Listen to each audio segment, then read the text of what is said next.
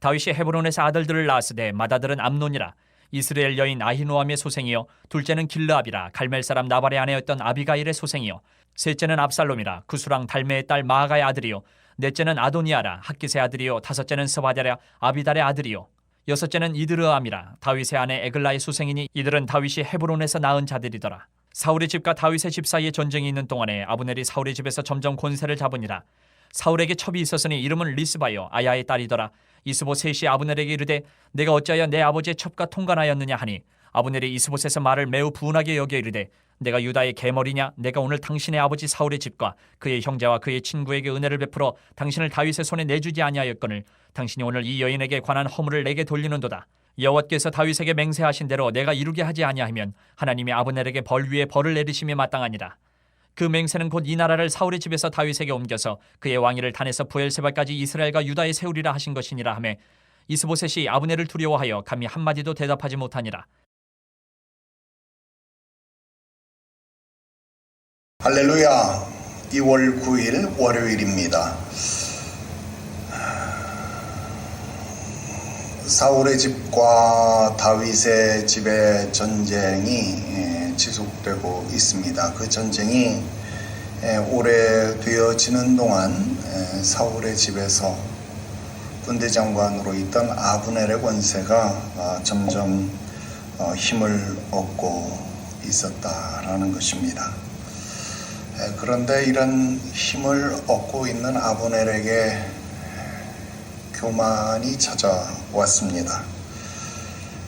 아브넬이 하나님의 뜻보다 자신의 위치 그리고 자신의 유익에 더 큰 관심을 두게 되었습니다.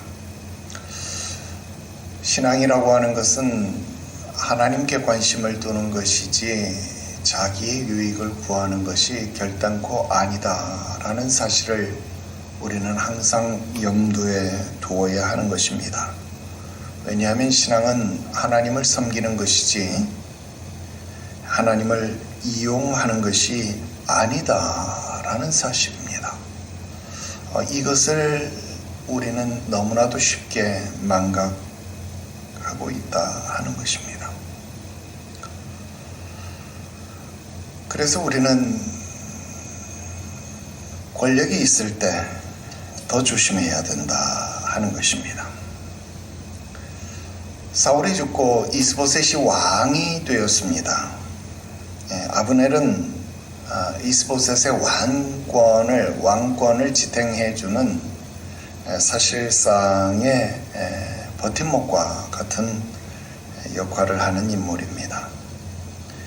그러다 보니까 자신이 없으면 이스보셋은 아무것도 아니다. 그런 막강한 마쿠 세력, 그와 같은 힘을 알고 있었기 때문에 교만함이 그의 마음을 차지하고 있었다라는 것입니다. 이런 이 권신 세가들은 동서고금을 막론하고 어디에나 나타나게 마련입니다. 우리나라 역사에도 보면 이런 사람들은 너무나도 많이 있었습니다. 이 아브넬 역시도 사울이 죽고 남겨진 사울의 첩실 중에서 한 사람과 통관을 하는 그런 파렴치한 짓을 범하게 되어집니다. 이스보셋 입장에서는 비록 첩실이라 할지라도 족보상으로 보면 자신에게는 어머니와 같은 사람 아닙니까? 그런데 아버지 휘하의 장수였던 아브넬이 자신의 어머니와 통관을 했다라고 한다면 여러분, 아브넬이 족보상으로 보면 자기의 아버지가 되어지는 일이 되는 것이니까 여러분, 이건 상당히 고약스러운 일이 되어질 수밖에 없지요. 그러니까 아브넬을 향하여서 책망 아닌 책망을 할 수밖에 없다 하는 것입니다. 그러니까 아브넬을 향하여서 책망의 목소리를 내지 아니할 수 없다 하는 것이죠. 그러니까 그 일로 인하여서 아브넬이 이스보셋을 향하여서 복수의 칼날을 들이댄다라고 하는 것입니다. 그 내용이 바로 오늘 본문의 내용입니다. 오늘 이 말씀은 우리들에게 어떤 교훈을 주게 되는 것입니까? 바로 권력을 쥐고 있을 때, 높은 자리에 있을 때, 남들이 우러러보는 자리에 있을 때 더욱 조심해야 한다 하는 것입니다. 더군다나 오늘 본문 말씀을 보면 아브넬은 어떤 사람이었습니까? 하나님이 다윗에게 약속하신 말씀, 언약의 말씀을 알고 있는 자였다라는 것입니다. 그런데 그것을 알고 있음에도 불구하고 이스보셋을 옹립했다라는 겁니다.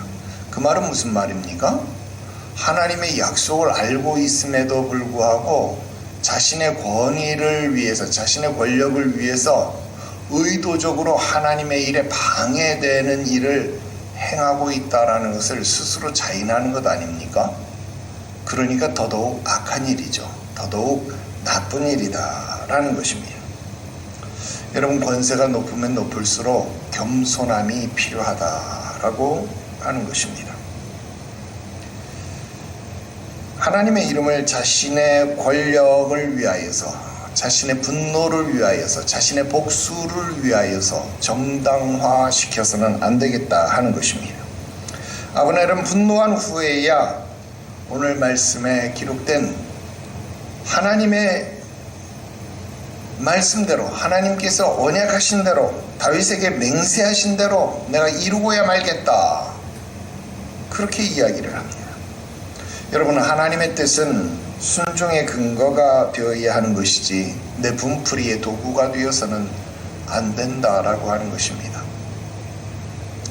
내가 지키고 싶을 때는 지키는 것이고, 내가 권력을 누리기 위해서 내가 그것을 불순종하고 싶을 때는 불순종할 수 있는 것, 여러분, 그것이 하나님의 약속입니까? 그것이 하나님의 말씀입니까?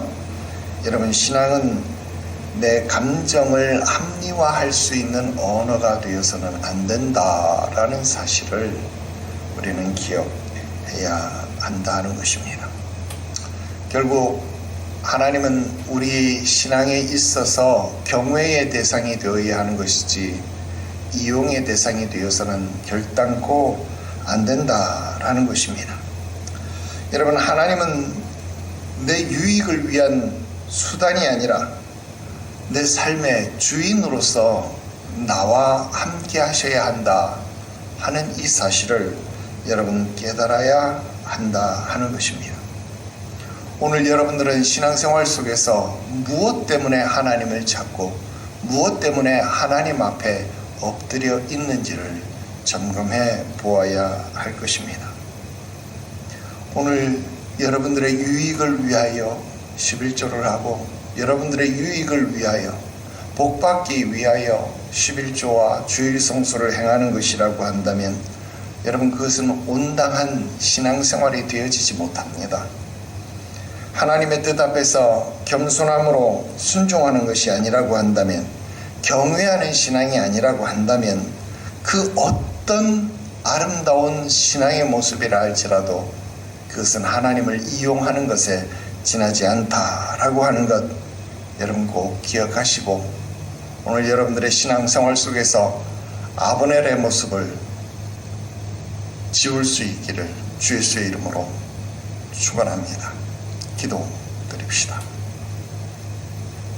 거룩하신 하나님 아버지,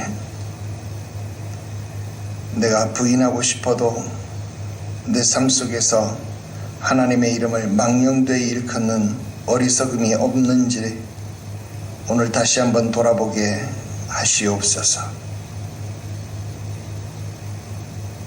내 삶의 모습 속에서 주의 이름을 이와 같이 허탄하게 유익의 수단으로 내 뜻 앞에서 하나님을 이용하는 어리석음이 없는지 다시 한번 점검하게 하여 주셔서 진실로 하나님을 경외하는 참다운 신앙, 복된 신앙으로 돌이키게 하시옵소서. 주 앞에 잘못되어진 우리의 신앙을 회개케 하시고 돌이키게 하시고 지우게 하셔서 오늘 하나님 앞에 불순종한 우리의 어리석음을 용서하여 주시옵소서. 거룩하신 구주 예수님의 이름으로 기도드리옵나이다. 아멘.